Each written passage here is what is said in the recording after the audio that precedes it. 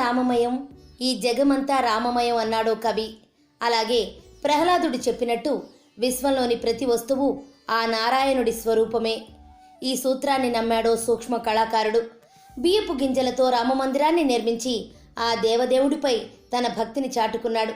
తనకు వచ్చిన, తను నమ్ముకున్న కళతోనే ఆ దేవుడికి గుడిని కట్టాడు. ఆ రకంగా తన భక్తిని చాటుకున్నాడు.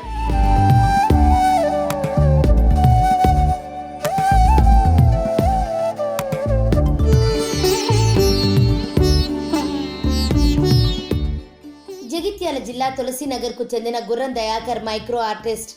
ఇప్పటికే తన సూక్ష్మ కళా నైపుణ్యంతో అనేక సత్కారాలు, పురస్కారాలు అందుకున్నారాయన. గిన్నీస్ రికార్డును సైతం తన సొంతం చేసుకున్నారు. అయోధ్యలో రామమందిర ప్రారంభోత్సవ నేపథ్యంలో దేశవ్యాప్తంగా పలువురు కళాకారులు తమ నైపుణ్యం ద్వారా ఆ అయోధ్య రాముడిపై తమ భక్తిని చాటుకుంటున్నారు. ఈ క్రమంలోనే గుర్రం దయాకర్ సైతం శ్రీరాముడిపై తనకున్న భక్తిని ప్రపంచానికి తెలియజేయాలని భావించారు. అప్పుడే ఈ మహత్కార్యాన్ని ప్రారంభించారు. ఎంతో ఓపిక, మరెంతో పట్టుదలతో 16,000కు పైగా బియ్యపు గింజలను ఉపయోగించి అయోధ్యలోని రామమందిరం తరహాలో బియ్యపు గింజలతో నమూనాను తయారు చేశారు.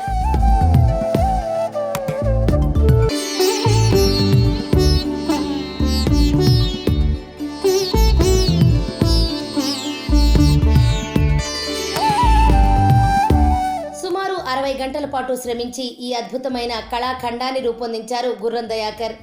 ఈ నమూనా ముందు వైపు నుంచి చూస్తే లోపల శ్రీరామచంద్రుడు కనిపించేలా ప్రత్యేకంగా ఏర్పాటు చేశారు.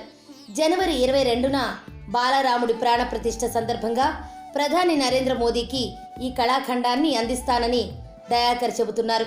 భారతీయుల దశాబ్దాల నాటి కలను మోదీ నెరవేర్చుతున్నారని దయాకర్ సంతోషం వ్యక్తం చేశారు. ఇలాంటి అద్భుతమైన కళాఖండాన్ని ఇదివరకు ఎవరూ రూపొందించలేదని, ఇలాంటి కళాఖండాన్ని తయారు చేయడం తన అదృష్టంగా భావిస్తున్నట్లు చెప్పారు.